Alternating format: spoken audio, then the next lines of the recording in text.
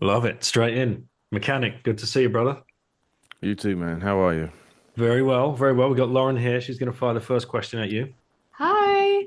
Hey, So my first question is, why are you called Bitcoin mechanic? I just wanted to help people out with stuff you'd know if you have a bit of experience in Bitcoin.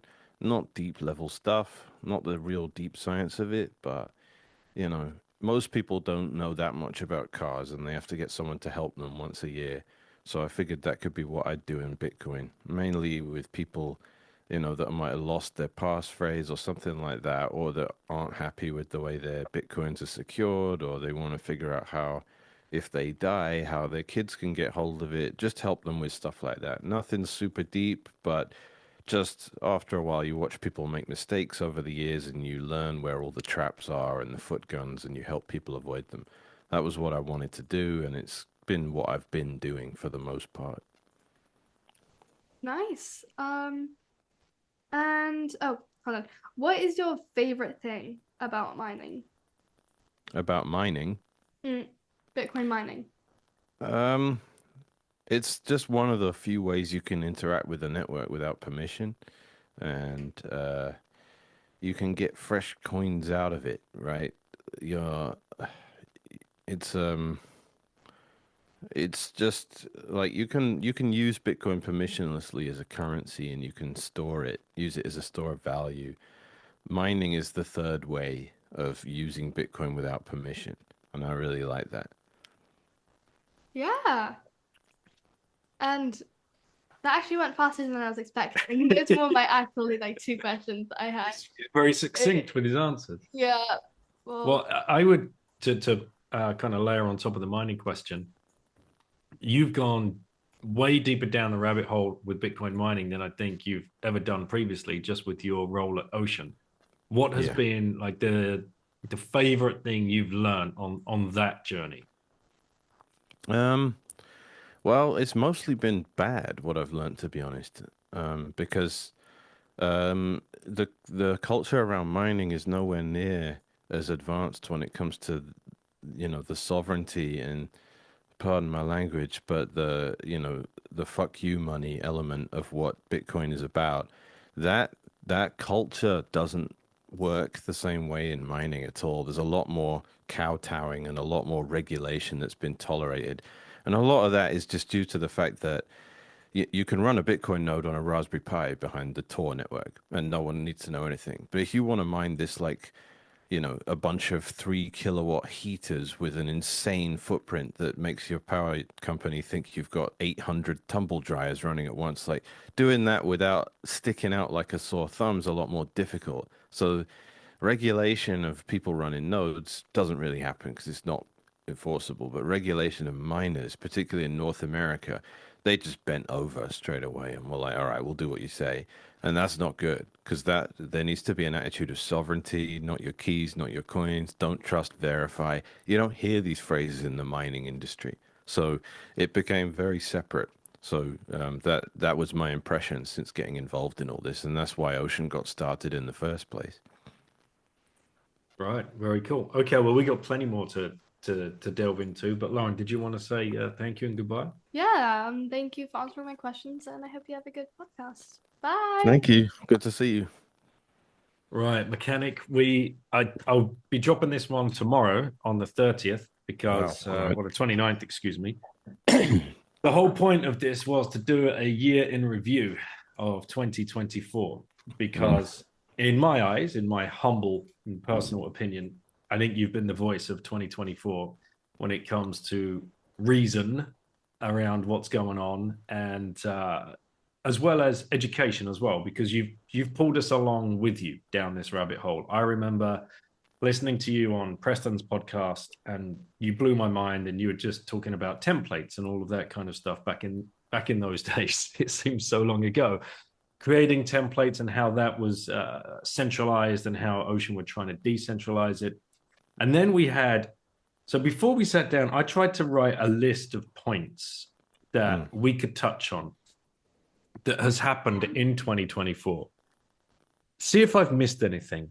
And I'm going to start just a little bit towards the back end of 20, maybe mid 23. This really started going, but it really picked up steam, driving us into 2024 with drive chains. And this isn't in any particular order. So here I go. So Go for it. be prepared. Drive chains, ordinals, inscriptions, BRC20 tokens, timestamps, op returns, filters, knots, datum, covenants, runes, CTV, CAT, spam, ossification, quantum computing, OP code, monetary maximalism, templates. Is there anything I've missed? That was a very fast list. There's enough for 40 podcasts there. So if you have missed something, I don't think it really matters. So with and all, if it's relevant, I'm sure it'll come up. With all of that stuff that's happened in basically a year, and we're still standing. You know, it's the classic gladiator scene. Are you not entertained? Because we have withstood all of this, and I say we as a collective, and that's probably a wrong thing to do. No, you fine. certainly have. You've been right at the spear, the spear end of this, fighting with many of these people that are trying to push this nonsense on us. Is there any particular place you want to start out of there, just to kind of kick off this year in review? Yeah, I mean, boys, it's very difficult to know where to start. I think it comes down to wisdom versus intelligence, and there's a lot of clever giga brains, I like to call them, as a sort of in a derogatory sense, really, because there's people with all these great ideas. Let's talk about Michael Saylor, maybe, because I agree with Michael Saylor. For the most part, I disagree with him, funnily enough. But he made this great point on a podcast where he was talking about only playing God once and not messing around with perfect money, because I don't care how clever you are, you can't predict the outcomes of everything you're doing. Stop messing around with it. And accept what you have as being enough. Now, I can call him a hypocrite for that for a bunch of reasons, and I can also say that he's probably not gone down some of the rabbit holes like he should have when it comes to what people are proposing for how we upgrade Bitcoin. And he also just fundamentally isn't motivated to care the same way about very expensive access to L1, because that's never going to be a problem for someone with hundreds of thousands of Bitcoins. The blockchain is open to him forever. All that said, he's right. Maybe by accident, but he's right. People that sort of with the hubris to say, oh, just add 5 or 6 opcodes, then we can do this, and there's no trade-offs, we've already thought about it all, are just being flippant, in my opinion. And I say this because this was me once. This was me advocating and pushing for soft fork upgrades to Bitcoin and pretending like I'd reasoned about them fully and like I knew all the outcomes that would happen. And then, lo and behold, I was surprised to find out they did stuff that I didn't expect that was negative for the entire space. And had I had some humility, I might have avoided that, or at least been able to pick up on it before and at least say, I still think it's a good idea, but at least I know what I'm getting into now. So I was humbled, basically, was the point. And I think that was, I didn't really realize it until we were discussing it at BTC Prague at the, do we ossify or do we add upgrades to Bitcoin? How quickly do we do it? I think that's the whole question there is a bit weirdly framed. It's a bit it's a bit of a false dichotomy. Bitcoin's never going to truly ossify because it just can't. Software fundamentally can't do stuff like that. Not for decades anyway. But where do you draw the line between changing fundamental things about how it works and basic janitorial work, housekeeping, getting Bitcoin working on newer operating systems and stuff like that? Like Windows and Mac OS and Linux aren't going to stay the same forever, right? Bitcoin has to actually work on newer versions of it. Though you can be very minimal in how you sort of move with the tide there. But anyway, the humbling lesson at the time was it sucks that things like SegWit and Taproot have had byproducts and unwanted consequences because we needed those upgrades. They're really good. And what will eventually happen with Taproot is this way of doing multi-sig, which without a massive bloated on-chain footprint that makes it much more expensive to have the peace of mind that comes with good multi-sig. And I've spoken out about multi-sig before as being not really the way to go for just one guy trying to store his Bitcoin safely. But I was wrong about that. It's really good, but it's typically been really expensive because you've got all these extra signatures you have to use to sign everything, and that just means more space in the chain, which means paying more transaction fees. So great. The fact that you have Musig 2 coming around means we can have a whole bunch of inputs, that all work together towards one public key that is ultimately, and the use of Schnorr in that context means that it's not full Schnorr, but in the way it's used in Musig 2, you still get the benefit of Schnorr, which is signature aggregation. And then as a result of that, it looks like a single sig transaction on chain, and it uses the commensurate amount of space. That's great for self-custody. There's barely any wallets that have implemented Taproot yet, and it's been 4 years now, 3.5, but we're going to get it. It will be there soon.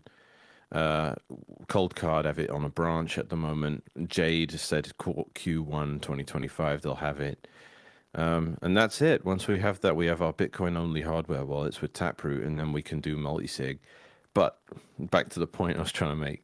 The fact that it was like a humbling thing for me to admit that there were byproducts of adding this functionality to Bitcoin, unintended consequences. And for every guy that wants to develop software on top of any potential new soft fork in Bitcoin to make it more sovereign or more cypherpunk or whatever, there's 500 ETH developers that want to build some scam coin on top of it. And that the ratio there is going to manifest as what you end up with, right? So if you've got a bunch of scammy Wiztards trying to push for a specific thing and they want an opcode, and also there's a guy that wants, coin pools that wants the same opcode, there's only one of the latter, and there's hundreds of scammers, and that's where the money is. And they're buying up and hiring all the talent in the space to move over there. Like every day I see some new legendary Bitcoiner with a Taproot wizard icon next to him on Twitter. And they're, well, I know what you're going to be working on if we get this upgrade. And it's not going to have anything to do with making Bitcoin more Bitcoiny. It's going to have nothing to do with that. So I'll round off the point there because I'm sure you made some notes already. Yeah, I did actually. And I missed something from the list. And as soon as you said Sailor, I twigged it. We had the orange checkmark thing, which seems to have just completely disappeared. It did. I mean, I don't know where he's at with it. I mean, you're talking about his decentralized identity thing? Yeah. Yeah, so I mean, personally, I'll tell you what happened. He talked about doing decentralized identity. I'd never heard of it until he told me in person in Madeira. That was in Madeira, wasn't it? Yeah. I think I was even stood next to you guys. Right. Yeah, Canute and the other Luke were there. And I just, at the time, I was like, well, all right. I mean, I don't like to disagree with someone like Sailor, like flippantly. I like to treat people, my elders, with respect, and certainly the people with the kind of intelligence. And he's been a great contributor to the space. Like he really has championed this thing a lot and taken the time to understand it. And he has been somewhat humbled by it. I say somewhat because not fully, right? So when he was like, I want to do this decentralized identity thing, I was kind of rolling my eyes at the same time, but I try not to be, just flippant and disrespectful to people. So I was like trying to think, maybe this is a good thing. But I just asked, are you going to use op return, or are you going to like hack this stuff into fake transactions and get around all the default limits inside the nodes everyone's running and all that? And he just said he didn't know. And then a couple of months later, the thing got announced, and it turned out it was the latter, unfortunately. And then it just turns into an attack, right? Nodes are all telling you, we don't want to relay just arbitrary amounts of arbitrary data, right? If you're going to store arbitrary data in Bitcoin, there's this thing called op return, and it's kept very, very limited in how much you might want to store. We're not opening this up for willy-nilly turn Bitcoin into a bloody spreadsheet for scam coiners. Like that's not what node runners want to do for obvious reasons.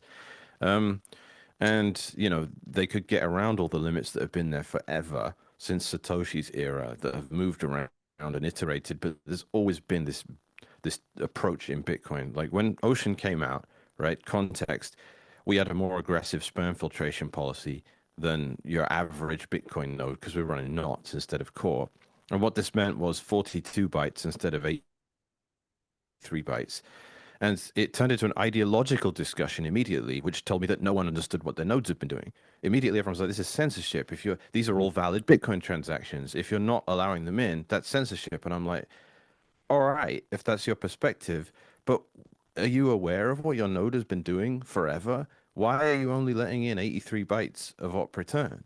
You're not like if I do a coin join with Wasabi Wallet or Join Market or even Samurai or whatever, it can take up, vastly more than that because that's considered a Bitcoin transaction. But if you want to store arbitrary data, sorry, you've been limited to 83 bytes, assuming you used this way of doing it forever." And that was never censorship. That was just fine. So why has Bitcoin always worked this way? Why has it always been fine? Were you just unaware of that? And it turns out most people were unaware of it. So when we came out with 42 bytes instead of 83 bytes, everyone apparently was making a comparison to a universe that didn't exist where there was zero restriction on arbitrary data, and we treated everything. If it's a valid consensus valid Bitcoin transaction, it's valid, right? There's no judgment on what you're trying to do and what you're trying to get in the chain. That was people's assumption, but it was based on having no idea what their nodes have been doing. So this was really important, and it was a sort of mask off moment where it's like, wait a minute, if we have a problem with if we have any problem with treating arbitrary data as separate from Bitcoin transactions, financial activity, then we need to rethink what we've been doing for years. We don't just bash Ocean because this, like the context of it was that. And then, Peter Todd came out with Libra Relay, which was designed to be more permissive than Bitcoin Core is. And he was on the other side of the spectrum from us, but at least it was more consistent. And I'm steel manning his side because I find it pretty ridiculous. But if you're saying we need to get rid of this distinction between arbitrary data and transactions or financial activity, fair enough. And you can make a client to that effect, or you can go our route. But where Bitcoin Core is, which is what 99% of people run, makes no sense because it has spam filtration. You see evidence everywhere that this thing was designed to limit the amount of arbitrary data that gets in the chain, but it's just not working right anymore. So you have this completely incongruent design that contradicts itself, where we very strictly limit the amount of arbitrary data that can get in Bitcoin, assuming you try and put it in this way. But if you use it this new way that comes as a result of SegWit and Taproot, then we won't do anything about it, which became the way that all the scammers used it. And that was what I mean with these unintended consequences of these upgrades, because there were devs that were, pushing for SegWit and Taproot that were like, I don't care about spam filtration, and this is going to break all that. But that was never part of the discussion.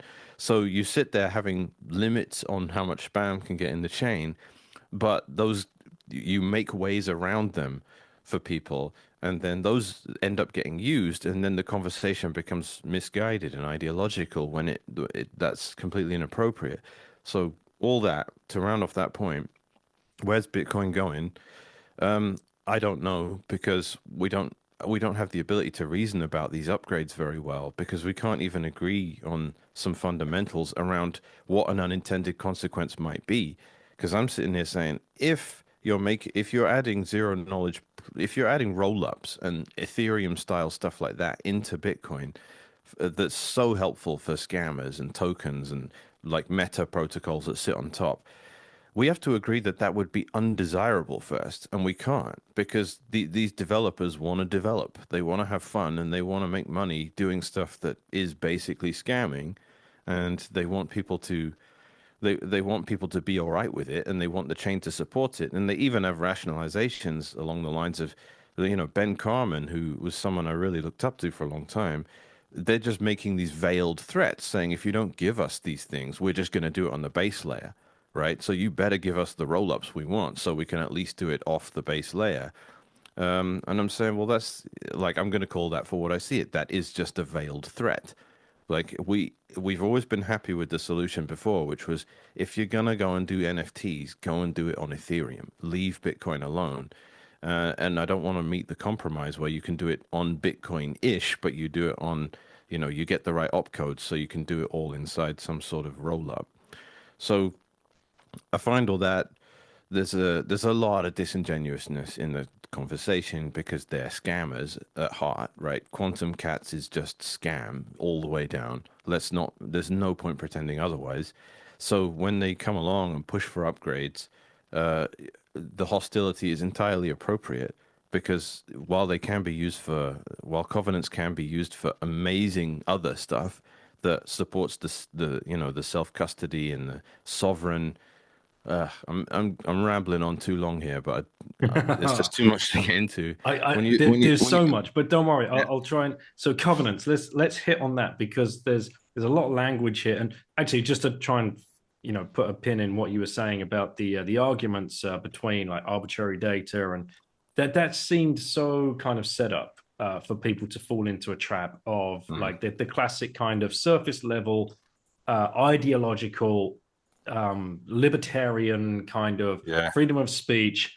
Oh, you guys are censoring it. It was really like that's who was screaming the loudest actually on Twitter because that was who it was kind of aimed at. But behind the scenes, there was a lot more. We did that spaces back in January where we were raising the alarm of the base Starkware. layer, yeah, Starkware, who funded Taproot Wizards, and where was all of this like nonsense coming from, and spiking the fees on the base chain to push through this idea of we need more layer twos, and then we had the whole layer two avalanche. It was just ridiculous the amount. There was a new layer two solution every other day. It felt like for a good part of this year, which again seems to have gone away.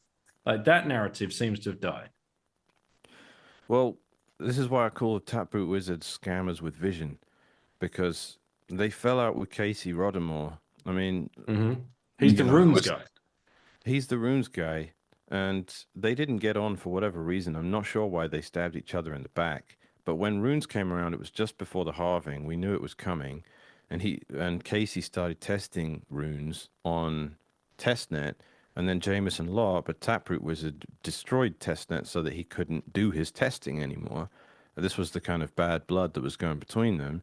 He lied about it, saying that he was doing it because testnet had a bug and we needed to fix that bug. And in classic hide behind libertarianism when it's convenient style, was like, anyone can do this. I'm using the code as it permits, yada, yada, yada. Ignore the fact that testnet is a gentleman's agreement, right? There's a very convenient bug on there that means you don't need real hash rate to get the thing moving. So you can do testing without turning it into a shitcoin, basically. So it's gentleman's agreement. Why can't we have nice things? Because assholes come along and abuse bugs and break everything and shit in the swimming pool basically is the analogy. But infuriating and really annoying when people Pissing come in the along and mempool. just it's just you're sitting in the park with your kids having a picnic and someone comes along with a ghetto blaster and starts blasting out hip hop and it's all foul language and all that and you're like, thanks, you've ruined it. And they're like, I have the freedom to do this. I pay taxes or whatever. And you're like, just go away. You're an asshole. Like that's basically the kind of sociopaths you're dealing with here, right? Like so. It was really annoying that happened, but not really because not specifically because of the runes thing. The runes thing is annoying. It's spam, but it's nowhere near as harmful as any of the other spam. So it ended up in the ocean blocks by default for the most part, as long as it was under 42 bytes, because it was just using op return. And we've been very consistent on that. Op return that was the olive branch extended to the spammers. It was, if you're gonna add arbitrary data to the chain, here's the way you can do it, and it's got very, very strict guardrails on it, and it stayed within that. And as a result, it doesn't undermine fungibility the way ordinals do, and it doesn't bloat the UTXO set the way stamps did, and it doesn't abuse the fake op if thing that inscriptions were doing to store JPEG data and get around the limits that way. So the fact that it didn't do any of those things was just enough for us to turn mostly a blind eye to it, but still launch another template for people that didn't want to include even that. And someone found one block with on that template, but then we launched Datum, and now it literally is just up to miners to decide what they want to get in the chain. So Ocean is out of that fight now. Ocean is just saying it's up to miners, and that was the whole point of the project anyway, which is why it was bitterly ironic that people hated us for our template choice when our whole reason to exist was so that miners would be the ones making templates instead of pools. So, I mean, that's a tangent, but I think yeah, some of that history is important because the fact that there was bad blood between the scammers has been responsible for a lot of why you see a lot less of it, and you just see these runes, but the rune mints are all happening at 2 sats a byte at the moment. Looking at the chain, no one's really prepared to spend any more than that, as far as I can tell. They don't need to, of course, but like if the transaction fees were to go up to 10, 20 sats per byte, it might spike up that high, but I think all the rune mints are basically just happening now because people threw like pocket change at it, and now that just becomes this base of transaction fees. Like you're never going to see 1 sat per byte, not for a long time, because there's just so much rune minting happening that people have basically forgotten about, as far as I can tell, because it's so cheap. But it wouldn't happen if we had a more reasonable transaction fee environment. But back to the scammers with vision, that's they want to do something that doesn't immediately become horrendously expensive for transaction fees because it hurts the scam. They need to make it affordable for people to help get it even more self-sustaining momentum, right? These things only have so much. They're scams, so they only have so much life cycle. So when they launch it, it's prohibitive to the scammers if people have to pay hundreds or even thousands of dollars in transaction fees. So they do need roll-ups. They need a way for people to be able to make more efficient use of the chain, and this makes them more efficiently outcompete people trying to make monetary transactions. So it's the last thing you want to give them is a way to scam more efficiently. So, but it's kind of a double-edged sword because at the same time, if you don't give them it, then they sometimes will just go and bloat the chain directly and force up transaction fees in the most horrifically inefficient way possible. Like the runes is actually a great example of how bad that can go because their minting process means everyone bids for the same chunk of op return data, and the person that gets their transaction in the block first, because there's an order to the way transactions go in a block, is the one that wins the mint. But it's like an auction process where if you bid $1 and he bids $2 and the next guy bids $3, it doesn't matter who wins, all of your money still has to get paid. So even if you bid $1 and you got outbid, you still spent that dollar, which is absolutely stupid, but that's how the runes minting process works. Obviously, that's not how a proper auction works. If you bid and you lose and someone outbids you, you don't end up paying the money you bid, but that's how it works with rune mints. So all you get this flood of transactions all with the same op return data, but only one of them actually wins it. So, like, but the point is, if they say, well, look at how inefficient this is, look how much space we're using, give us roll ups, then we can do it, more efficiently. The trouble with that is then it's the same, it does what we did with Lightning for monetary users, for spammers. Lightning means people can outcompete. And, because if I can do thousands of transactions with 2 on-chain transactions, because there was a bunch of Lightning activity in between, that makes me more able to outbid spammers, right? It increases my economic density of my on-chain footprint, right? That's a pretty well understood concept, and that's what the covenants people argue. If you can be in a coin pool, through the use of CTV and probably CSFS, then again your economic density can increase, and every time you touch the base layer, it's reflective of more economic activity, and that helps you outcompete other use cases of Bitcoin. But here's the thing no one's been able to really quantify is if you add the covenants upgrades, how much do you help the spammers and how much do you help the monetary use case? What's the ratio there? And how do you take in all the dimensions there? The one that I mentioned before that I think is really important is how many devs are there? For everyone that wants to build coin pools, how many taproot wizards are there that want to build roll-ups and scam coins and all that stuff? Because as you pointed out, it's all kind of died except runes. So they're working on new stuff. They're aggressively pushing for OpCat. They need that. For whatever reason, they're venture capitalists, the people they're trying to get are all saying, "Well, we're not confident that if we spend 5 million helping you market your next scam, that it's going to take off the way the other stuff did, like quantum cats."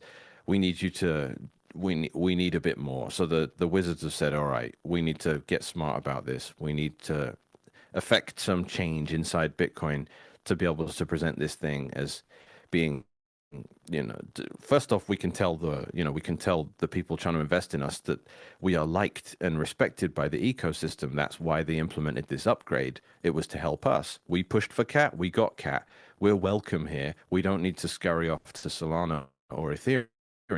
That's really helpful for nervous investors, right? And you need them to get the ball rolling. Because the trouble with the spam stuff is the arbitrary data that gets stored in the chain doesn't really matter to Bitcoiners if not much of it happens. But when it hits runaway momentum, that it becomes self-sustaining and you just have noobs and gullible people getting scammed, that's when it becomes a systemic issue for Bitcoin.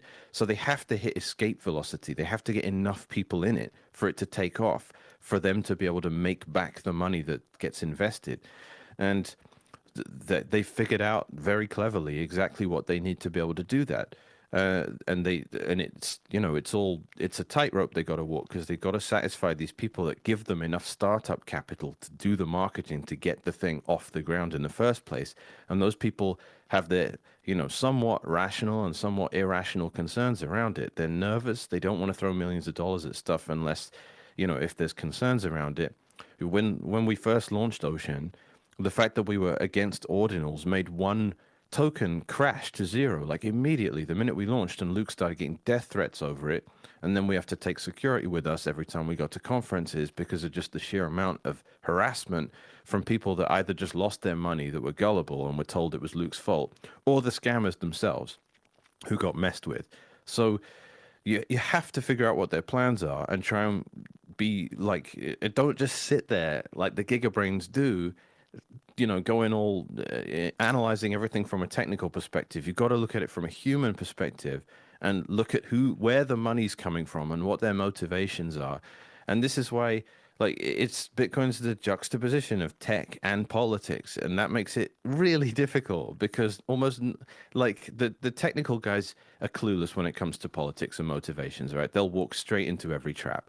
And the political thinkers don't necessarily understand the tech. So, like, trying to reconcile it all, I struggle with it as much as the next man, but I care about it more than anyone you're likely to meet. So I'm motivated to try and figure out who's really trying to stab us in the back, who the people are behind it all, what their motivations are, and how we can stand up to it and thwart it. And every time you think you've got a handle on it, you've got to expand your thinking again. So, yeah.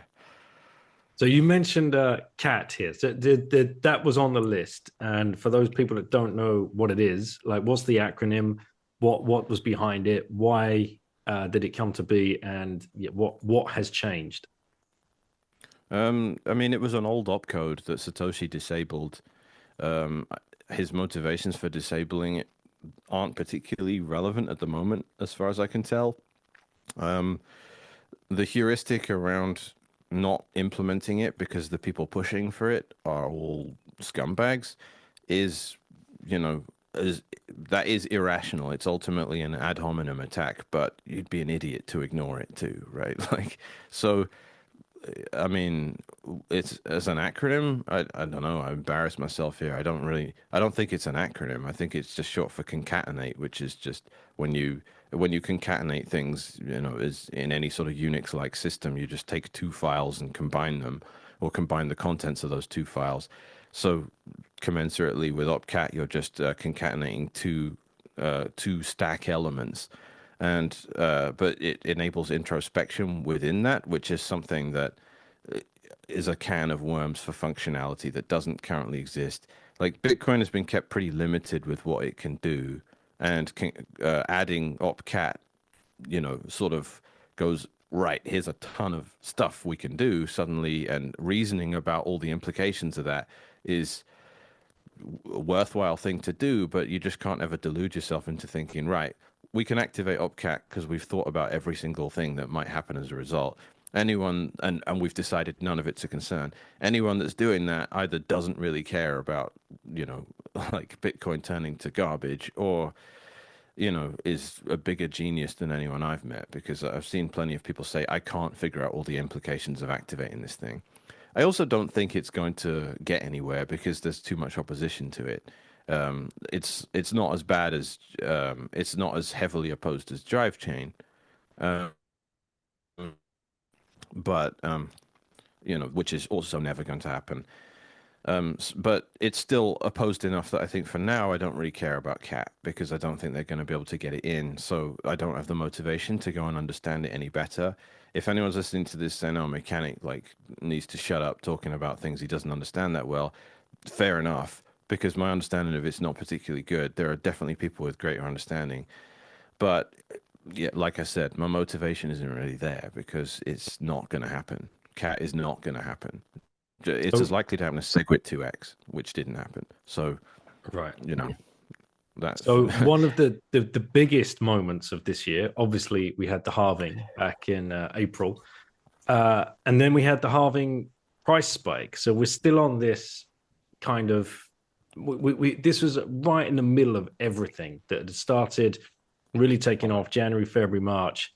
Do you want to explain to people what happened there? What was the high? Do you remember the highest sats per V byte that we saw over those first initial blocks going into the halving, and what was driving that?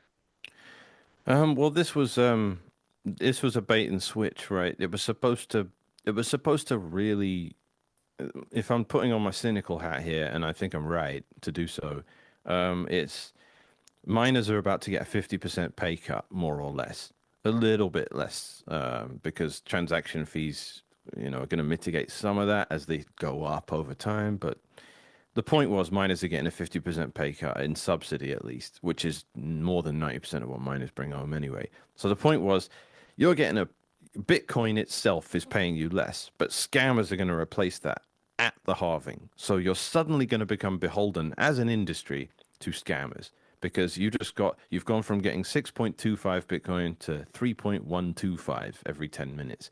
But suddenly an extra 3 Bitcoins or whatever is coming from scammers. So you need to care about what it is that we are doing. That's now relevant to you. You need to implement, you need to start verifying what's going on these networks, right?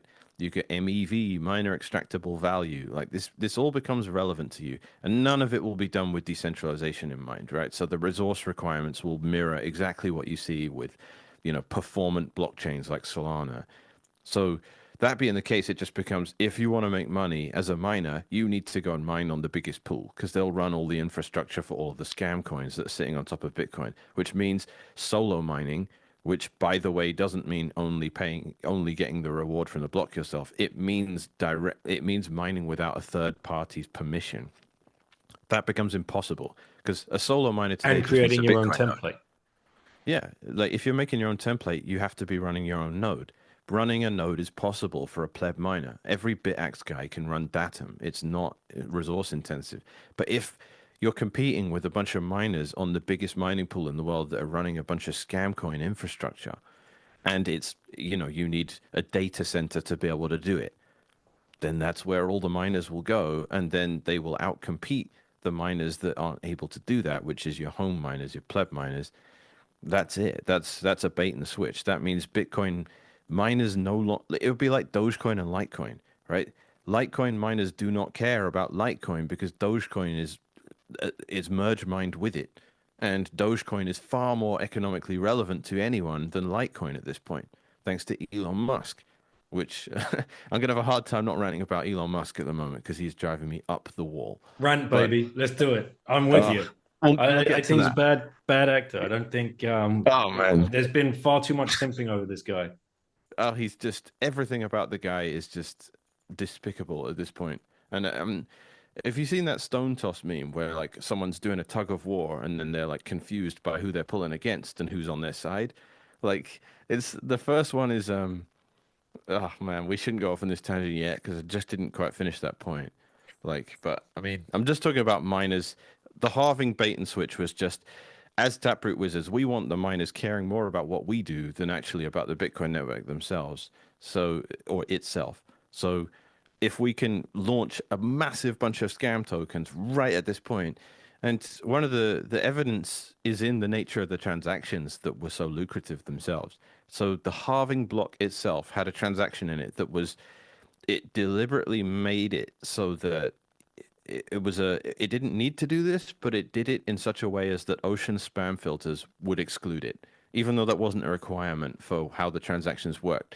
So what that meant was, in the unlikely event that Ocean found that block, it would have been a broadcast to the world that, hey, miners, we know we came out with all this FUD against Ocean at the beginning, saying you'll make less money if you filter spam, which didn't turn out to be true. But we just made the biggest showcase in the world that it is, right? There was something like $8 million over the course of a few blocks that Ocean wouldn't have mined because of its spam filters. That only applied for that tiny little window of time, but of course they would have used that to market to the max to miners that you absolutely must treat us like we are essential to your income. And you must never ever make any noise against us because it scares our freaking investors into not throwing more money at us. And it just makes life harder for us. So we want miners to be enthusiastically supporting every scam coin protocol you can think of inside the Bitcoin ecosystem. We want you doing that. And that was the point of launching it all at the halving. But the thing is, these guys are all scammers and they all keep stabbing each other in the back and they keep not getting very far. So it has been a quiet year for spam. 2024 was a lot better than 2023 if you ignore the halving drama. And they tried, I saw the tactic that they tried around the halving and it doesn't seem to have played out because transaction fees dropped down to almost nothing again very quickly after that. And miners collectively have played themselves because there'd be a lot more people using Bitcoin directly as a medium of exchange if they hadn't had to have been fighting with spammers for the last couple of years. So a lot of people have just resorted to, third-party custody, which is tragic. But, if miners want to go on the attack and not think about the long-term consequences and not even do the numbers and realize they're barely making any money, including all the spam anyway, then that's a part of the ecosystem that needs some education and to do some thinking. So that's what I've been doing. That's what Ocean's been doing. Anyway, yeah, that sort of gives you what my thinking is about the halving, which I think is pretty relevant. And yeah, let's go. What's your next bullet point here? Yeah, there's loads. We can rant on Musk if you want to go back to that one. Oh yeah, that's just let's save that for the end, man, because it's politics. It's not even anything to do with Bitcoin at this point. But I've met so many guys like that just don't know what they're doing. The minute you disagree with them, they just get emotional and you know and their ego gets hurt and then they just start throwing out insults. Like that's what he did with Bitcoin, right? Like he just came in and was like, we need to do this, this, and that. Mhm. And we just told him, nah, piss off, you're an idiot. And he's never been spoken to like that before, ever, because everyone just has to, he'll come in and he'll say, all right, I have nothing to do with Tesla, but I want you to rewrite history, tell everyone I'm a co-founder, tell everyone I invented the freaking wheel. And everyone just goes, all right, because it's a boardroom full of sycophants and worshippers and Bitcoiners aren't like that. We'll immediately tell you to go, F yourself. And he just got immediately offended. Do you remember? He was like, I might know a thing or two about digital currency. I founded PayPal and all this crap. And it's A, no, you didn't. B, we exactly don't want to become that, by the way. The whole point of Bitcoin is not to become another PayPal. And C, you just need to shut up and listen. And if you're not prepared to do that, you're gonna carry your butt hurt for the rest of time. And he still does it. He still refuses to mention Bitcoin. He still pumps Dogecoin at every opportunity. And Tesla's ownership of Bitcoin feels more like keep your enemies close to me than anything else. Though it doesn't feel like anything else. It doesn't feel like he's into it for the mission. He's not even paying lip service to that. Like if you think Sailor's a spook and all that stuff, at least he pays lip service to what Bitcoin is and what it can offer the world. Musk doesn't even do that. He's so butthurt and so offended by Bitcoiners telling him to go away. And Jack Mallers, who I love, I absolutely love this guy, just wrote the most scathing thread on Musk. Just like you're the example of, climate change crap coupled with government, rich guy on the dole isn't the thing we judge, right? Like you've taken nothing but free handouts from the government to produce this complete nonsense, and it's all unsustainable. None of it's truly capitalist. None of it is, you're not building sovereignty in any capacity. I don't think Mallers was saying these points, but this is how I feel about him. And then this recent thing with like, what he does is he'll take a position on something and then he'll back himself into a corner about it and then start saying the most contradictory stuff possible. Right? So they're saying, you know, white guys are dumb, unemployable, right? Why would I hire you guys, you Americans, when I can hire foreigners that will work twice as hard for twice as long, you know? And we're saying, well, it hasn't been a free market. Like you're acting like it's a free market, but there's been positive discrimination and DEI and all that crap for Mm-hmm. decades now. Yep. Like how everyone knows, like you know, a 20-year-old white kid with like unbelievable credentials that can't even get a phone call because you know they need to hire a bunch of minorities. So why are we even pretending that's a level playing field? And then just, you know, we look at all the lists got leaked. The people Tesla's hiring are like, you know, it's equivalent of 7-Eleven workers. Like you're hiring these people because they can't quit. Because if they quit, they lose their visa status. So what you want is indentured slavery, indentured servitude. You're not interested in hiring Americans because Americans can quit if you treat them badly because they don't need your company for their immigration status.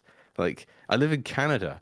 Like, it's just a thing. Like, the most popular coffee chain up here is Tim Hortons, and everyone, you know, calls it Jeet Hortons because every single like, if you go through the drive-through and no one speaks English and you hear them all speaking Hindi or Punjabi internally, like just through the speaker, and it's because if you get a managerial position in a franchise like that, that counts towards your ultimate application for permanent residency. I don't want to sound like a hypocrite because I'm a permanent resident. I'm an immigrant to this country. So like it's a contradiction in terms, if you like, or you know, in values. But the point is, it's not been a good thing, right? It's not good for anyone because that's a job for some 16-year-old Canadian kid, right? That isn't going to earn a great salary from it, but it's just part of their becoming, you know, entering into life. And if they have to compete with people that are doing it for visa reasons, that it's just an unreasonable job for them to do. They're going to earn so little from it, you know, and they're not going to be protected by minimum wage laws and all that stuff. So, I mean, Canada is putting a brave face on it, but Canadians are like, none of them can afford dental care anymore. Like it's the most expensive free healthcare system. Like no one can afford anything, man. It's the same as England, man. You know, with the healthcare stuff. If you want, it's free unless you want to do anything like healthcare, like you know, dental work. It's all going to cost you a fortune. If you ever need any medicine, you have to pay for it all, and it's usually more expensive with the prescription than if you just go and buy it over the counter, if that's even allowed. But it's still free. Like it's I call it double pay healthcare rather than it's the opposite of free because you have to pay a fortune in tax, and if you want to do anything, you have to pay for it out of pocket. And this gets called free for some reason, even though it's nothing about it's free. So yeah, it's nothing to do with Musk, but Musk is just we see who he's hiring, and it's people that just do you know mid-level management stuff. It's because it's annoying working with people that don't have that visa thing hanging over their head, and it's just he gets so emotional, he backs himself into corners and starts lying about it, saying, "What? We just want to hire geniuses. What? You want America not to have the best 0.01%?" And we're like, no, no one said that. No one said don't bring in the most genius human being in the world to come and work for your company, no matter what their nationality is. No one is saying that. We're looking at the list of people you are bringing in on these visas, and they're doing mid-level bullshit work. It's not geniuses, so stop lying. That's it. Like I can, no one is, no one in the world is gonna have like an issue with an immigrant coming in that's just absolutely brilliant. No one has a problem with that. It's replacing the entire workforce with slaves that people have a problem with because it's like I said yesterday, it's money printing. You can make life better for 5 minutes if you print a bunch of money and hand it to people. You can make life better for 5 minutes, and then the next 10 years are going to be much worse because everything went up in price, and every like all of the things that could be used as a surrogate store of value have gone up faster than anything else. So no one can afford a house or a car or anything like that. That's what money printing does. It's exactly the same with mass migration. You can say, all right, no one can afford anything, so get the companies to hire a bunch of slaves to keep the price a little bit lower temporarily. Don't worry about anyone being able to actually earn any money, but at least this will save. It will get me through the next election cycle. That's it. It's exactly the same as money printing. It's the same short-term bullshit. Like if you want to go the other model, you have to go Japan, where nationalism isn't automatically equated with being a Nazi, where you just go, all right, no, we're going to undermine Japanese culture if we just completely flood it with cheap foreign workers. We have expectations around maintaining the culture, and it's very strictly enforced. And if you do stuff like that, you suffer for in the short term, but you maintain a country, and you can't. I don't think you can just dismiss that. And we have all these just knee jerk, silly emotional reactions from the tech bros, everyone's calling them. So I don't know, man. Let me know what you think about that, rather than just me rant about it. Where are you at with Yeah, it? no, This is I, politics now. Like I'm as stupid as the next man. I agree with everything you just said. And what I really didn't like was when he started tweeting about setting up the Department of Government Efficiency. And I'm like, he's just trolling. He's trolling us all with Doge. Like, is Mhm. nobody seeing this? Like, it's like that is the acronym, and it's just like you. I used to look wind back probably 6 or 7 years. I was a big fanboy, but now I just see through it completely. And all of the points that you hit on, I agree with. Yeah, I think he's just the Doge thing to me just seems like childish. Like Bitcoiners are annoyed with me, so I'm going to keep prodding them and just with this stuff. And he's got this romantic idea that if it's funny, it's predetermined to be the outcome. You know, Mm-hmm. this mantra that people have where they're like, the Mm-hmm. funniest outcome is the most likely. I Yeah. don't know why people continually say that because the world we live in, I don't find particularly funny at the moment. Like, you can call it clown world and try and laugh at it to ease your frustration with it, but I find it actually infuriating a lot of what's happening. Um, and it's okay to like ignore it or look back with rose-colored glasses, but basically they've turned everything into garbage. Like every day I'm reminded of it. Like we just went out and bought an antique mirror, right, from someone down the road that put it on Facebook Marketplace, and it's a beautiful thing with just some nice like design to it. And my other half, Joyce is just saying, look, I want to own stuff that we can leave to our kids that isn't just crap that's going to last 5 years. And I'm like, yeah, in that case, it has to be 100 years old. Like, and we know it. Like, if you want a couch or a chair or a mirror or like a dresser or a table or anything that just this thing I'm using right now, I bought it on Amazon. It's junk. It looks horrible. It's an aggressive, like we've seen the whole revive culture thing, right? But I just find it. I really do. Tucker Carlson is someone I think is a bit gullible, but he went on a nice rant about this stuff once. So he's like, it's an attack on the human spirit. Like in London's like especially true. Like look at King's Cross Station that I don't think they've managed to ruin yet. It's amazing. It's just a beautiful building. Then look at Euston that they rebuilt with like the modern brutalist style, and it makes me like physically depressing. Like my serotonin levels drop when I see that thing, and I just don't want to be around it. And I've been to Russia, mate, where I went around Moscow and Petersburg, and the architecture there, it just makes you a better person being Mm-hmm. around that stuff. You're just like, I'm surrounded by someone that worked so hard and so meticulously to make a beautiful thing. I'm gonna pull my pants up. I'm gonna tie my shoelaces. I'm gonna hold my head up higher. Like it just makes you better. Like you don't you feel the presence of quality and self-respect and respect for divinity and all that, and it permeates you, and you think, I can't let these people down. They worked so hard. But when you're in the presence of like sloppy workmanship and someone that's only working somewhere because they need a visa, not because they're motivated to do a good job or anything like that, and you'd feel it, and you're like, right, this is like I just ordered a bunch of stuff, and everything in the order is completely wrong. Like, I would never do that because I don't like, it's not about the money. It's just about something else. It's about doing a good job. And I don't, and I, if I'm around people that all cut corners, then I'm going to cut corners too. And I don't want to become that because I want to be able to look myself in the face, right? I want to, and this is why I get so mad when he talks about, the funniest outcome is the most likely. It might be funny to you, mate, But it's not when you actually have kids that you spent more than 5 minutes a month with, like you might actually start like when he went on this. I'm sorry, he went on this flex about his son being dead, and then I was like, what? He said wokeness killed my son, and it turns out his son has a dead name, right? Because he's identifying as a woman now and all that stuff.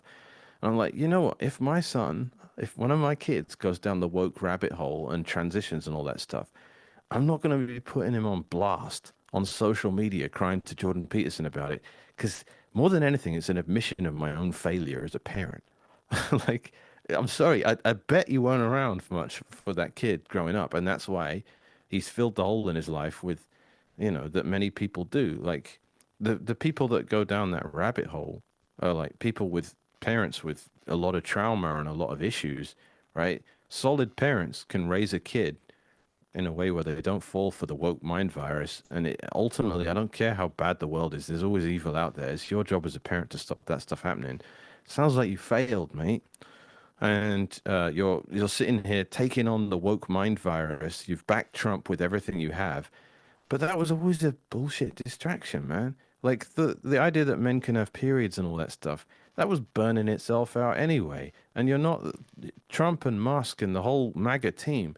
That was a little side quest dealing with woke mind virus stuff. The real stuff is the surveillance state, the prosecution of journalists, the there are so many deep things that are just wrong with the West, and wokeness was like this little silly temper tantrum.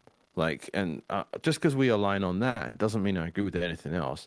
And like, climate change is a lot more serious, and the foreign policy was why I liked Trump before, because he was the anti-war guy, but some of the stuff he's saying now, because the conflict now isn't, the conflict moved into this biblical territory where suddenly things that aren't justified in other contexts become justified, right? Because God's chosen people and all that crap. So, like, once you get into that context, I don't know. I really hope Trump's my guy there, but like, if stuff escalates, if we start getting into a conflict with Iran and all that, then yeah, big whoop. We defeated wokeness, but we still got, the same people running everything. The same people are making all the money.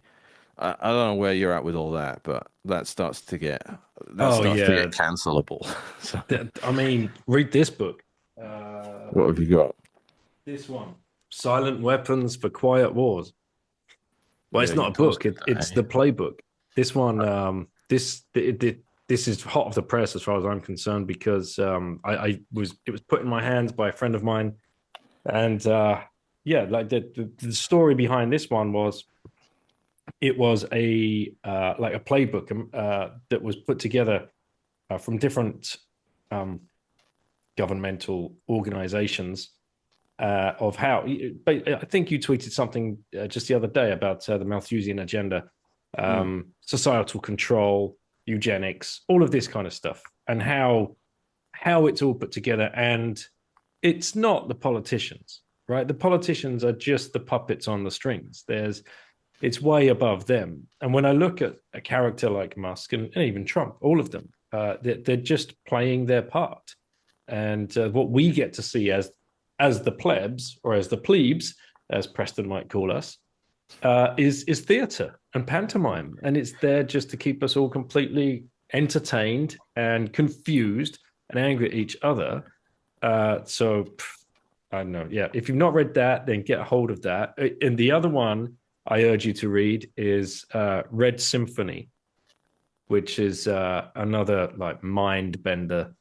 And then once you read those two books, you'll just never listen to anything a politician ever says again with the same mindset. You'll see through what's going on, and you'll learn to read between the lines of what they're trying to project. And I just bought Silent Weapons for for, what are we calling it? you got it, Yeah, yeah. I just For bought it on Bitcoin, you Amazon. bought it. No, I bought it on Amazon with a Right. credit card. Oh, I was going to say if you manage to get that one for Bitcoin, I'll be shocked. Uh, No, and this one, yeah, Red Symphony. I'll let myself buy it when I actually have the discipline to read the first one. I have the These chronic the thing about disease these, of not finishing they're books. very thin. They're very thin. All These right, are yeah, I see them. not They're pamphlets. these are Nice. not heavy lifters. Yeah, All right, I absolutely. appreciate it, Very man. dense. Mate, let's get back to Bitcoin. So another thing that a lot of conversation was going around, uh, dust and Oh bloating yeah. the UTXO set. And I think, well, we had conversations, you, myself, and Daz. We were talking about how do we clean the ocean, clean all of this dust. Because basically, for those that don't really understand what's going on, but when all of this inscriptions, ordinals, and runes and BRC20 tokens, all of that was happening, there was a tiny fee. What was the max? What was that magic number? It's escaping my memory For what? Sorry. for getting something into the blockchain. It was like, yeah, to get it Oh, through. the dust limit. Yeah, It dust limit. varies. It varies. It's not a hard number. Okay. I mean it is, but it depends on like what's in the transaction. Like if it depends on other things like how much SIGOP data there is and stuff like that. So it's not just a number you can look at and go, yeah, that's the dust limit. Typically, it tends to be 546 sats for like a bog standard transaction. But it can be less than that if the what makes up the transaction is different. So yeah, there's no hard answer to that. There is one, but I think it's just a bit complicated. Or do you just want to just like basically explain what dust is and why it's a problem? Yeah, so it's like, I mean, there's UTXOs fundamentally, which is kind of a hard thing to explain, but there's a difference between a $10 bill and $100, whatever a dollar coin is called, and then 10,000 pennies. Like they're very different things. In Bitcoin especially, like so the point is for every unit of currency you spend, there's an associated cost. So if you're spending 2 units of currency, that's twice the amount of data as 1 unit, though not including the output and all that stuff. But the point is, spending two $5 bills is twice as expensive as spending one $10 bill in Bitcoin because it's about how much data you're writing to the chain in the ledger. It's not about how much you're spending. It's not a percentage of the value of it. It's how much data you're spending. So this is the UTXO model that Bitcoin has. There's not an account model where your account just gets updated with a unified balance and it doesn't matter how many bits it's made out of.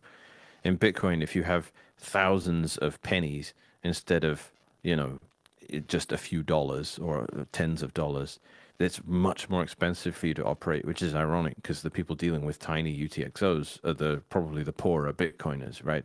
The Michael Saylors are going to have UTXOs with hundreds or thousands of Bitcoins in size in them. And El Salvador gets a new one Bitcoin every day, which is a new UTXO. Mempool Space will show you them as having a balance, but there is no such thing as a balance in Bitcoin. There's just how much is the value of all your UTXOs added together. But when it comes time to spend them, the amount of money you're spending depends on how many UTXOs make it up. So all that is to say, tiny UTXOs in Bitcoin are worthless. If you have 10 cents worth of Bitcoin in one UTXO, the fact that you need to spend 3 cents writing that into the chain represents 30% of the value being not even accessible. So but if you had, hundreds of dollars in one UTXO, then spending 3 cents putting that in the chain is fine because it's a tiny, tiny fraction of the overall value of it. But here's how that works. If you have hundreds of dollars in Bitcoin, but it's made up of UTXOs only worth 3 cents, then effectively the whole thing is, 30% of it is going to be blown on fees if you ever spend it. And there's a limit with this to the point where a UTXO is literally worthless because it would cost the entire thing would be spent on transaction fees if you were to ever spend it. So it literally is worth nothing unless you just want to make a gift to some miners. But you can never get it in the chain unless you mine it at 0 sats per byte by mining your own block. You can do that, but then the cost there is the fact that you just mined a block that could have had paying transaction fees in it, and you just neglected them all because you needed to put your own dead UTXOs into it. So in effect, UTXOs worth too small an amount of sats are completely useless to the person that owns them, to the network in general. They just reflect dead coins, right? Like it's literally like I have 1 penny, and if I was ever to spend this anywhere, the guy is going to charge me 2 pennies for processing it. So I might as well throw this thing in the garbage. This is called dust, and it's annoying because when it's pointless to create, no one has any good reason to create it, or so we thought. And nodes will fundamentally impose a limit on the smallest amount. So if you're trying to generate dust, nodes typically will say, that's too small. This transaction's a waste of time. It's actually harmful to the network. And that's the part that's the next part to explain. The reason it's harmful is because the UTXO set, which is, what is a frequently, this is a very expensive part of running a Bitcoin node, is maintaining a coherent UTXO set and agreeing with the rest of the world on what that is. That's how we verify that there are only 21 million Bitcoins, because Bitcoins don't exist. UTXOs are what exist, and they need to all add up to tell us that there are going to be 21 million, or however many, we'd expect to exist at this point in time before 2140. So this is important because, as I said, it's an expensive thing. It's treated as a high priority thing to maintain a database of inside any Bitcoin node. So people adding crap to it is expensive computationally, and we've disincentivized people doing that. But of course, people who want to add arbitrary data to the chain and need to hide behind something being a genuine Bitcoin transaction, those people exist. And of course, they will use the smallest amount of sats possible to create this fake transaction they want to fake, because they need to be able to make a node think it's a real transaction. So they go down to the dust limit and not below it. Mm-hmm. And So for example, I'm just looking in like this latest block because it's still going on, and there's a transaction here amount of 330 sats is the transaction, but the fee is 459 sats. Yeah. So like, what's going on? It's people that say, all right, I'm going to spend a penny in your store, even though I know you're going to charge me, $1 to process the transaction, because whilst we do this exchange, the ledger in which you update your little book that says that you just earned some money, I need you to draw a picture of a frog in it at the same time. And because that frog is apparently valuable. It's as dumb as that. And the point is, they're going to write this picture of a frog in, and that's why you're spending the $10. But from an economic standpoint, why did you spend $10 to spend a cent? That doesn't make any sense. The only reason you did it is to store arbitrary data, right?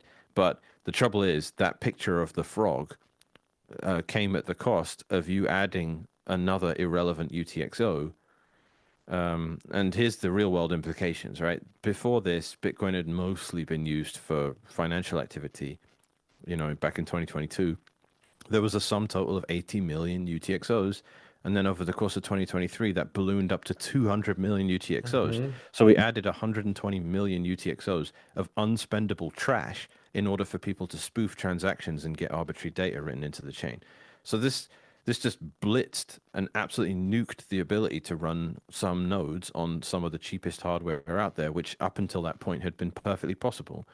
It had been possible to run nodes on a Pi 4 with an SSD in 2022 and sync in 2 days. And now on a Pi 5 with an SSD, you can't do it in a week. So that is specifically because of the UTXO set blowing up like that.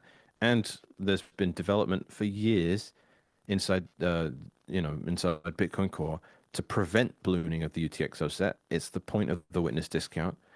All that goes to show you that yes, this stuff is bad. Yes, we've all agreed it's bad. Yes, we've made active measures to try and prevent it. It was literally part of the design of SegWit, which is the most significant soft fork upgrade Bitcoin's ever had, in my opinion. And we failed to prevent it, and now we're suffering the consequences from it. And the conversation around it devolved into this ideological joke where everyone was saying doing anything about it would be censorship. which was the Yep. stupidest thing ever. So that's where we're at. And That was- fortunately, it kind of died on itself. But I mean, as you say, you're just looking at a block right now. Let me turn it on. Yeah, there's inscriptions all over the place. You can Yeah. click on any one of these transactions, and they're completely nonsensical because they'll spend a fortune in fees uh, to move.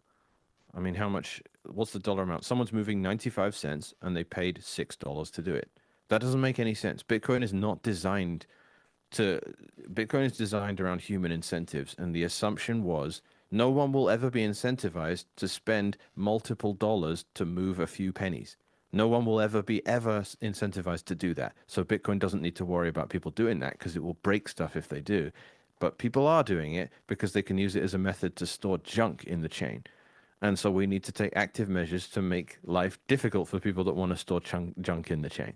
That's all. That's called good This design, is right? this is where the monetary maximalism started. This was the foundation of that, right? Yeah. I mean, back in February 2023, it would have started building, but it would have definitely picked up steam in 2024 with all of these arguments, discussions, debates, whatever you want to call them. It was easy for me to fall on the side of, I don't want that shit being stored in blockchain. This makes no freaking sense. Like this is, let's just track the transactions, not arbitrary data. Um, but yeah, like we've already kind of covered it, I suppose.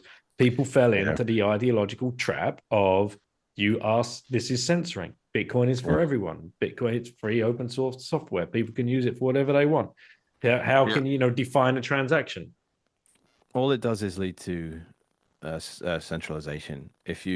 The thing about Bitcoin is it's a permissionless network, and that's where people get hung up. So they say it's a permissionless network. Who are you to decide what's a valid transaction and what isn't a valid transaction?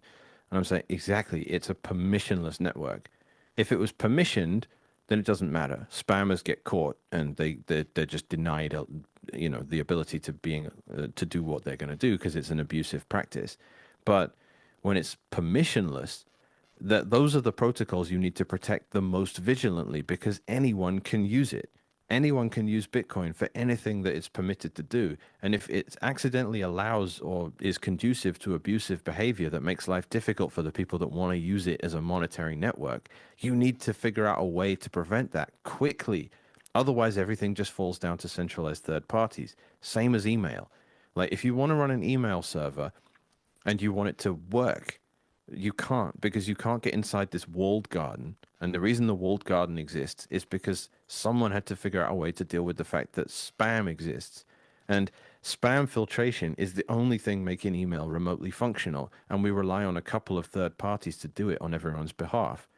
And as a result, they made the whole network permissioned. And because we couldn't take it, we have no mechanism of taking it upon ourselves to make email spam resistant in a decentralized way because it's very hard to do, and we just gave up essentially. And you can land in exactly the same place with Bitcoin. If running a node becomes a pain in the butt because of all the abusers out there that want to treat it like free cloud storage, if you're doing that and the UTXO set is blowing out of control because none of the people using it are interested in actually having a spendable UTXO, then ultimately what ends up happening is someone just runs the nodes for us, and they're the Google of Bitcoin. They're the big data of Bitcoin, and that's the end of it. That's the end of permissionless Bitcoin. That's the end of decentralized Bitcoin because the abusive use case of it wasn't taken seriously by the network as a whole. We just come up with a stopgap solution that solves it, in the short term. I mean, so that's why the ideological argument is so misguided because permissionlessness means extremely hardcore guardrails to prevent abusive uses of it. That's your obligation as a user of any permissionless system. The price of freedom is eternal vigilance. You don't get to be free unless you're willing to stand up and make sure that whatever it is you're maintaining, the land in which you wish to be free, you put boundaries around it and prevent people that don't want to do that from ruining it. So like I can't explain it. Like I've really struggled to come up with an analogy for this, but it's like people that are into freedom without any sort of thinking behind it never respect the boundaries that need to be constructed to prevent people from getting in that are going to take advantage of the benefits that come with freedom, but will undermine the infrastructure that lets everyone be free. I can't come up with a more succinct way to say it than that. But it's like the national perspective of it kind of makes sense to me, though libertarians are allergic to this. But I'm saying if you have, I don't think Ayn Rand had a problem with it. So she's saying you can have a government and a military because if you have a country with great principles and, you know, a wonderful constitution and all that, you can't just be wide open and let anyone take advantage of the fact that you've built the greatest country ever if they don't care about those values, because then it won't be great for very long. So you have to maintain a boundary around the good thing in order for it to remain good. But if the goodness is we're free, we can do whatever we like, then people don't understand boundaries because they're like, well, how can you have a boundary around a thing that's supposed to be boundaryless? And I'm like, because if you don't put a boundary around the thing that's supposed to have no boundaries, then it will have boundaries.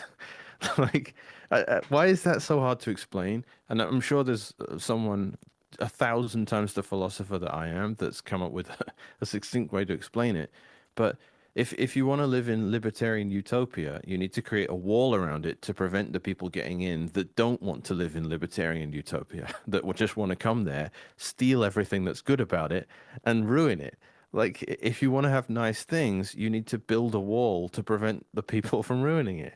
Like, so Bitcoin's the same. If you want perfect permissionless money, you need to stop people from using it that couldn't care less about building perfect permissionless money, that just want to abuse you and turn you into unpaid cloud storage. You need to prevent them from doing that for obvious reasons. And if you don't prevent them from doing that, then it won't be perfect permissionless money anymore because it will be a bunch of other stuff. And that's going to detract from that purpose. It needs to be very strictly one thing, and it needs to not do a bunch of other stuff that make people that dilute everything, right? This is just self-evident to me. Like, I'm trying to I'm trying to like be calm about it, but it's just so obvious to me at this point.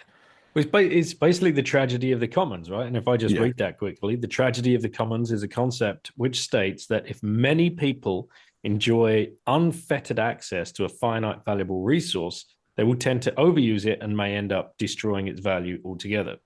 So Yeah.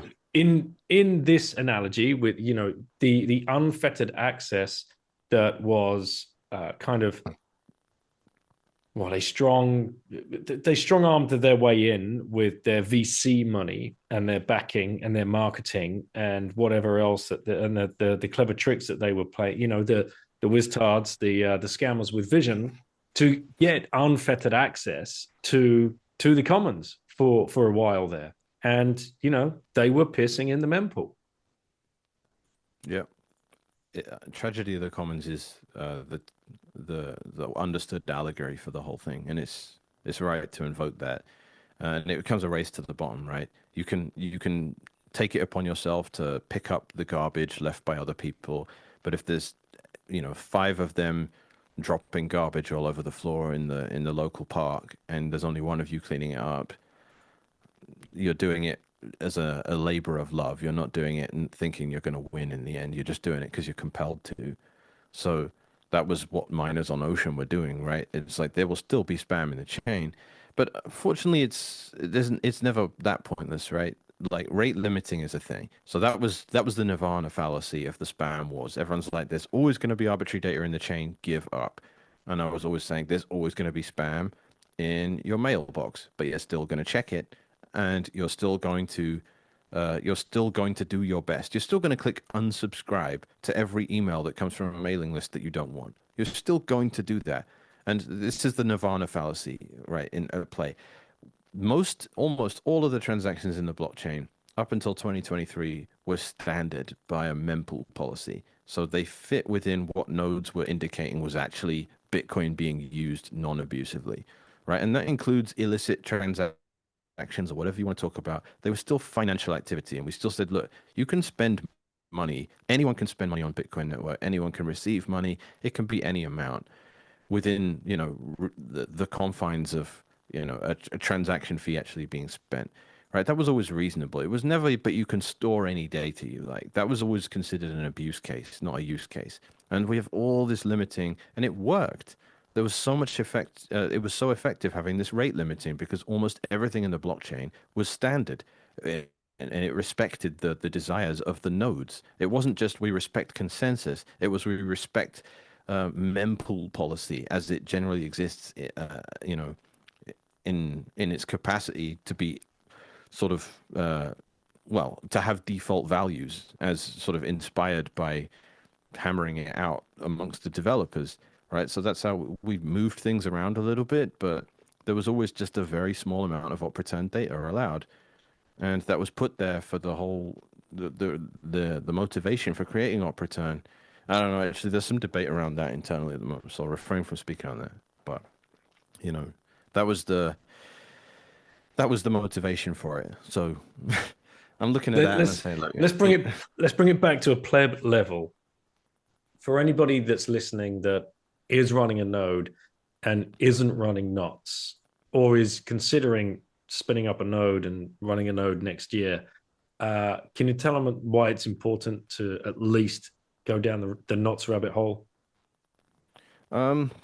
Knots is basically the only game in town because you can't at this point really make a whole independent parallel implementation of a Bitcoin node because unfortunately we're kind of stuck with what Bitcoin Core is. We have this Bitcoin Core is the way it works and all of the intricacies and nuances within it have to all be shared by everyone running Bitcoin.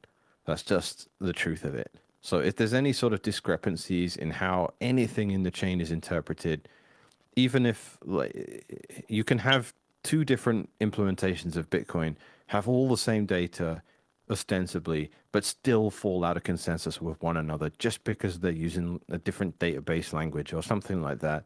So it makes it really fraught, this idea that we can just all move to something else that isn't Bitcoin Core.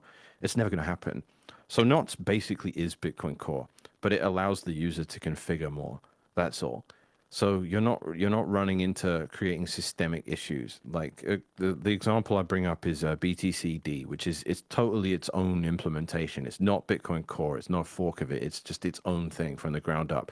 And it diverged from Bitcoin Core at one point, and then all the LND nodes on the Bitcoin network fell down because it was different to Bitcoin Core in a way that the network didn't anticipate for. So someone did, Brock did a fancy Taproot transaction, which BTCD interpreted differently from Bitcoin Core.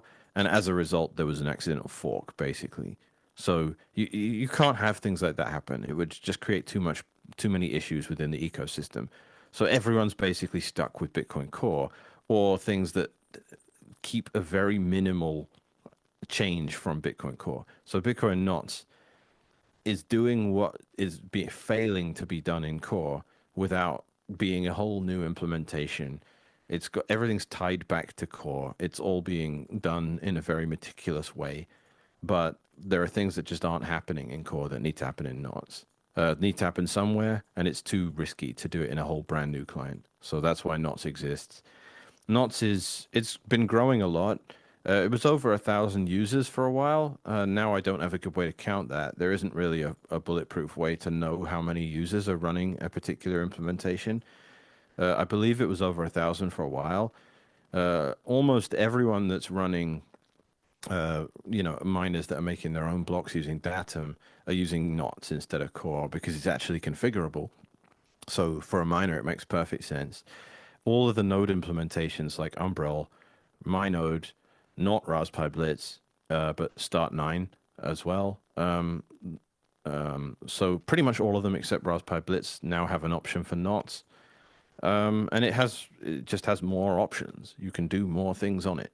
And the point is, as a node runner, you don't want to relay stuff that's nothing to do with you that is only going to make your life more annoying if it ends up in the blockchain. Don't relay it. That's the end of it. If someone sends you a pile of garbage and says, "Yeah, can you send this on?" At no benefit to you whatsoever, except you'll have to compete against this when trying to get your transaction in the block. and you'll have to store this crap forever. Your incentive to relay that is negative. Don't do it. And you can actually configure that stuff in knots. You have all of these parameters you can set. Like if you want to allow trash, what kinds of trash do you want to allow and how much of it do you want to allow? And you might want to allow some of it because op return is still junk, but at least it's the least, like I said earlier, it doesn't mess up fungibility. It doesn't take advantage of active bugs. And it's not so bad. So you might want to allow that and tell the spammers, look, if you're going to spam, here is the least harmful way to do it. And then that's kind of what happened with Ocean. That's why most of the spam now is just small amounts of op return. Because like I said, it doesn't ruin fungibility and it doesn't bloat the UTXO set. I already explained on here how bad that is. And it doesn't exploit bugs. So if you can end up in a world where you're just saying, all right, people are going to spam, this is the least bad way to do it. Knots is how you push them towards it. But there are other reasons to run knots too. Generally, it's, we need, it might come down to what happens with activation or rejection of activation of one of these soft forks. We didn't talk about CTV or any of the potentially good covenants here at all in this. So I don't know. Maybe Do you want that do you want to riff? Yeah, I think I think I'd calls, and I really would love to a way to implement them that doesn't make life easier for scammers. Because if we open the floodgates there, it's going to get so much worse. So we have to be so careful. But if there's a way to do coin pools and a way to improve Lightning, I would love to see that happen. And it seems like covenants are basically they're the heavy-handed way to do it. There might be more subtle ways to do it without adding any soft forks to Bitcoin. And the wonderful, amazing Jimmy Song has been making this point that if you keep adding opcodes and forks to Bitcoin to fix problems, anyone that's trying to do it with what we have at the moment keeps getting rug pulled and they lose motivation to do it. So if you ever turn around to the Bitcoin development world and say, that's it, no more opcodes, we're not changing the foundations of this thing ever again, then you'd be surprised at how much ingenuity and creativity people start applying to what we have, rather than spending years arguing and bike shedding over different opcodes we can add. They could actually work with, like, there's covenantless Arc, right? And Arc's great. And I'm sorry, but people working on those stuff are robbed of input from everyone that's sitting around trying to add new opcodes. And I think it might just be time to accept that we're not getting any of these things in, because there's benefit to accepting that. Like 90% of devs may go, all right, well, screw this, I'm going to Ethereum, and the other 10% might go, all right, I'm sticking around here, and I'll spend the next 5 years trying to figure something out. I mean, we got Taproot. Taproot's a huge redesign. It allows so much new stuff, and most wallets still don't support it. So, like, if we added a freaking CTV and CSFS, like, you're talking 10 years before anything even slightly manifests in that capacity. And during that whole 10 years, people are going to be wanting another opcode. And they'll just be talking about that instead of implementing anything on what we just activated. So it becomes like a sort of like this parental thing that really annoys devs because they're too clever and they want to tell their mum to go away. But we're being parents and we're being like, no, you can't have the cake until you finish what I cooked for dinner. And they're like, why? Like, I'm just like, because I said so. It's like, it's almost that stupid and parental, but it is actually like that at this point. Like, you can't, like, I want CTV. You can't, you haven't finished your Taproot yet. It's like, it's literally like telling a kid that. I know it sounds so stupid and they're going to roll their eyes at it, but it's true. It's actually true. Classic. Right, mate. Last thing I want to touch on, because this has happened right towards the end of this year. The corporate adoption of Bitcoin, in particular mining companies, Hut 8 and Mara. What are your thoughts on them doing what people are calling like the Sailor plan, following the MicroStrategy kind of route into what Preston called it on the podcast the other day, mining the debt markets? Debt mining, interesting. I hate all those companies passionately. because they're publicly traded, and publicly traded companies are just a weird species of political party. And I don't want to be like the reason Twitter was so stupid in the COVID era wasn't because of Jack Dorsey. It was because it's a publicly traded company. So it has to do all this stupid stuff like kick anyone off that says vaccines are bad or dangerous or not that well tested or any reasonable point like that. They just have to kick them off because anyone can buy a stock in your company, and as a result, you can get sued by all of them all of the time. So you just have to play lowest common denominator, basic democratic crap, which is just, oh, we can get in trouble for this. Lawyer says no, kick them off. Like, and we know it was worse than that, right? They had a direct line with the State Department, and they were getting texted by the freaking Biden admin to kick off doctors and stuff like that. We know it was really bad, but I'm just saying, like, the reason they even had to accept that kind of situation is because of their status. And publicly traded companies, it's the same as when Brian Armstrong lists a scam coin on Coinbase. The price will shoot up the day he announces it, and they can trade on the inside to that on that basis. Publicly traded companies are the same. You don't need to be publicly traded to be a giant company. Tether is one of the richest companies in the world. They're still private. The only reason companies go public is for the affinity scam of it. When you go public, the price shoots up. So all of the execs inside are motivated to try and go public, even though it will make you impossible to maintain any sort of good values as a company. That's what being publicly traded means. These companies owning Bitcoin are the antithesis of the Bitcoin hodler. They stand, like, without exaggeration, they are against everything Bitcoin stands for, and a massive hodling publicly traded mining company that has no rational reason to exist whatsoever, because every single thing they do would have been more lucrative if they'd have just bought sats. If they operated on a Bitcoin standard, they just don't. All they do is they lose sat after sat after sat by spending way more on capital expenditure and on electricity bills and everything else they pay for than if they'd have just taken all those dollars, been a one-man company, and bought Bitcoin with it. Every single time you get more sats just doing that instead of whatever the publicly traded miners are doing. And because of the way mining works and the difficulty adjustment, that means mining becomes impossible for everyone else simultaneously because the difficulty goes up. And people just have to mine ideologically or find unbelievably cheap power so that they can just about compete. All of that said, they do all of that. They know how to spin up fancy nonsense narratives to get investment from people that won't touch Bitcoin but will invest in publicly traded companies as part of a well-balanced portfolio that, some financial advisor that's been useless for years and has underperformed Bitcoin by 7 orders of magnitude or something like that, who's been advising S&P 500 and all this stuff, who's just about kept you on par with inflation until you take his fee into account. And, that guy is now getting too much hassle for people saying, I should have invested in Bitcoin. You're fired. So he's telling people, all right, well, you can invest in these mining companies instead. That gives you some exposure to Bitcoin. It doesn't. It doesn't do anything of that sort at all. You'd have been so much better just buying sats. The company would have been so much better buying sats. All of this nonsense, absolute nonsense. And worst thing about it is when the going gets tough and we get in contentious scenarios where you have disagreements around directions Bitcoin should go in, you have potential for censorship, you have giant mining pools.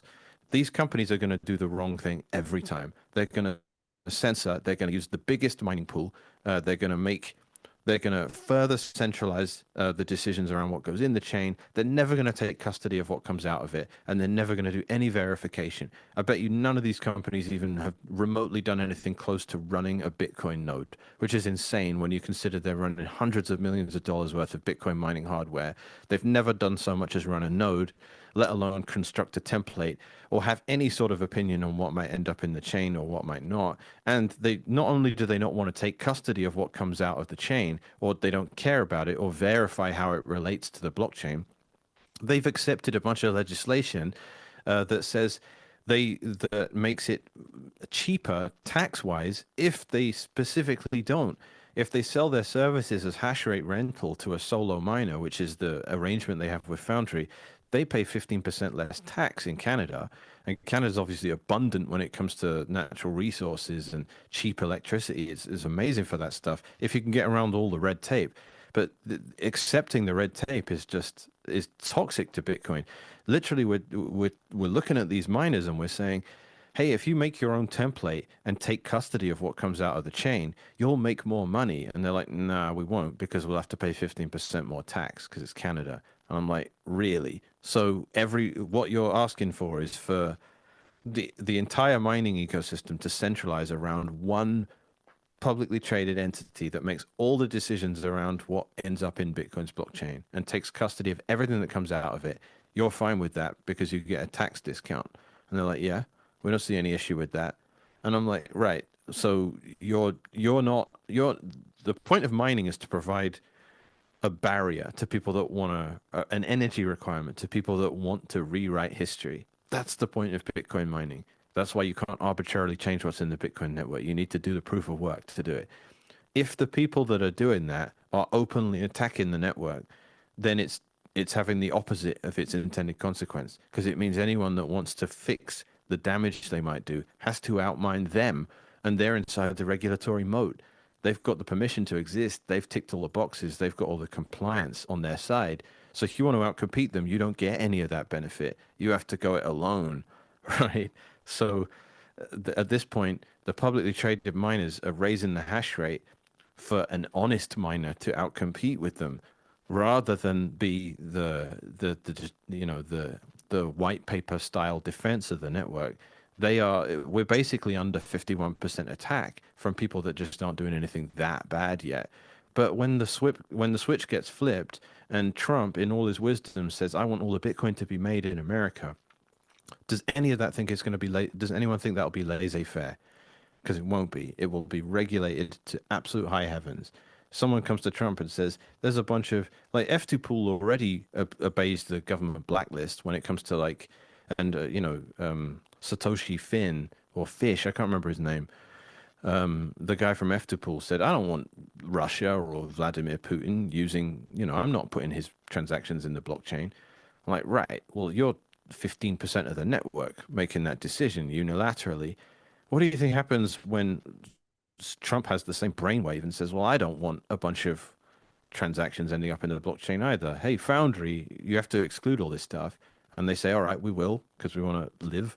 And all their publicly traded miners say, yeah, fine, great. This is good for shareholder value, right? Like, we're going to comply with this. It gives us a competitive advantage over miners that don't. And it makes Bitcoin more legitimate and helps with the strategic Bitcoin reserve, and the number will go up. That's the attitude among Bitcoiners now. So, like, and that's the attitude amongst the hash rate. It'll be like when the Silk Road got shut down. It just makes the price go up because everyone goes, great, we got rid of the drugs and the naughtiness. I'm like, this is not, there's no way you remain a neutral, permissionless network in that context. If that's the attitude of Bitcoiners, then it does become PayPal 2.0 with this sort of deflationary gold, like, reminiscent stuff about it. But like, if that's how you're going to act, Bitcoiners, then this thing ain't what I signed up for. Nice rant. So ocean mining will not be going down the route of raising money in the debt markets to buy Bitcoin for the balance sheet. Yeah, I mean, they can do it if they want. They're not going to take custody of anything. And if we end up in a fork scenario where you dump one fork or the other, I know they're going to dump. They're gonna dump.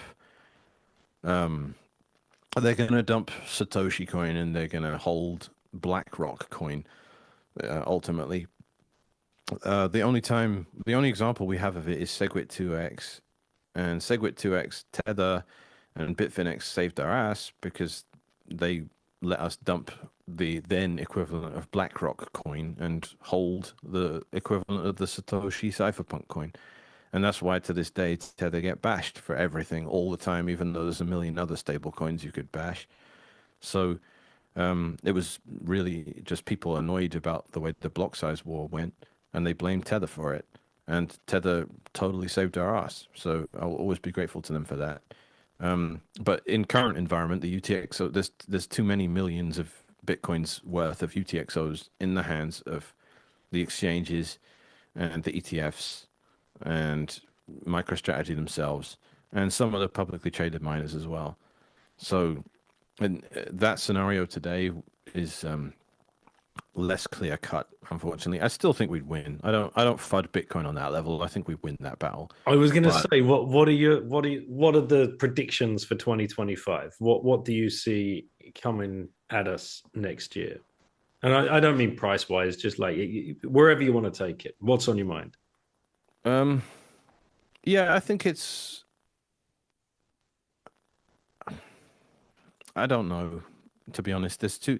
I don't think I have a clue, to be honest. The price impacts a lot of stuff. The bear markets, ironically, are what make Bitcoin healthy because they clear out all the garbage. The bull markets are when we're at peak nonsense, as you would call it. I like that phrase. Um, so, I mean, if we just go pure bull tard for all of 2025, it's just going to be endless attempts at forks and hostile takeovers, just like 2017 was. 2017 was possibly peak nonsense, and I think we might outdo that. 2021 we didn't because we got the nonsense got ahead of itself. So FTX collapsed and Core Scientific collapsed before we even got that far as a bull market, and the fallout from those collapses was so bad that we were just in a bear market before we'd even got going. So like I think the same, and it was also like a less like the economic environment was also made it a bit harder, but the fallout from FTX and Core Scientific was so bad. Like there was just so much money getting dumped everywhere, and it cascaded down and down and down, and all of the people had bought on leverage, so everyone had to sell leveraged Bitcoin. They couldn't hodl. So I think learning from history, we can be in that environment again, but it just depends on what Trump does. I hate it, but he's such a central figure in all this. If American government starts buying a lot of Bitcoin, then it's going to make the price shoot up, and it's going to completely dilute the value of like your average Bitcoiner is going to be a normie and a spook at that point rather than a cypherpunk. How resistant is Bitcoin to that? It's pretty good, but I mean, there's like Bitcoin's ultimate test. I've said it before. It's not the government. The. It's not attackers. It's not China or anything like that. It's the normie. Can Bitcoin survive the normie? Because they will just use it in the most crap way anyone could ever possibly imagine. Like I had normie friends that I gave up on that were like telling them about Bitcoin for years and years and years, and then the minute the ETFs launched, they're like, "Oh, I just bought some stock in the ETF." I'm like, "You absolute! I don't even want to know you anymore." Like, what do you think is? Why are you buying that ETF? Is it because they bought something of value underneath it? So why didn't you just buy that thing of value when I Mhm. met you years ago? The price is 30 times higher than when I told you about it, and you almost seemed like you believe me, you know? So. Can we survive the normie? I don't know if we can.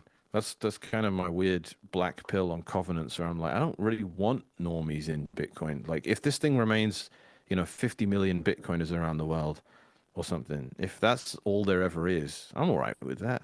Like I don't really want to scale it because A, I don't think you can, and B, that like normies using Bitcoin are not cypherpunks, and they're going to like they will construct a walled garden around which Bitcoin gets used, and you as a Bitcoiner, if you want to use Bitcoin, will have to get yourself inside that walled garden, which will mean fingerprints and scans of your face and uploading government ID, and like that's just inevitable. That's what it takes to use the internet. That's what it will take to use Bitcoin. So I'm allergic to normies. Keep them out. Make it as confusing as possible.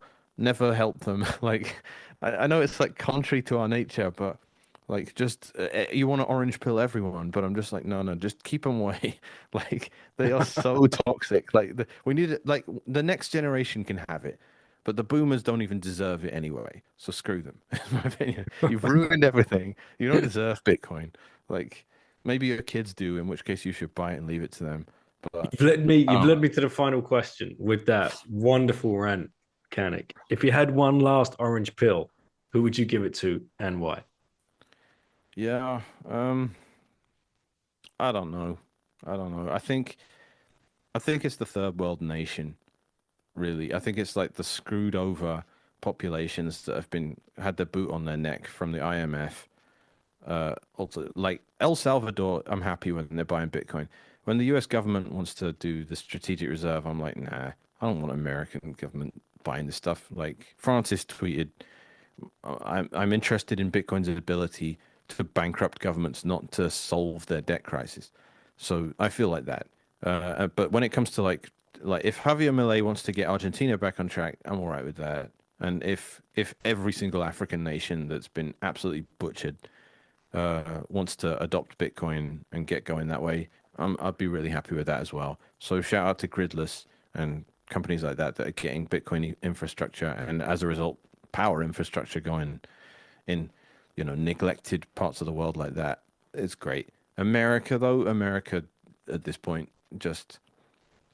I'm just furious with everything that's going. Even the solution makes me angry at this point. It's just I'm so angry with what's going on in America politically. So yeah, if I could orange pill anyone, I guess it would just be like, I'd go to Mozambique and tell the population there, use Bitcoin, and get your local officials to do it as well. Get back on track, like Bukele's done with El Salvador. Do that. That would be what I push for. Excellent, mate. What a rip. Thank you for rounding out the year. Like I said at the beginning, you've been one of the leading voices this year. So you were the perfect person, the perfect pick to come on and do this one. How can Thanks, people man. reach out to you if they've heard something here that has piqued their interest or want to get in touch? Yeah, I'm just on Twitter. Is like I'm trying to get off it now because Elon is just infuriating me. Nosta's good, though. I don't know how you share a Nosta on a podcast. How would you even go about that? Yeah. I don't know. I mean, just yeah, hit us up. We're still on Twitter for better or for worse. Right. So I'm at Grass-Fed Bitcoin, and just hit me up there. I'm around.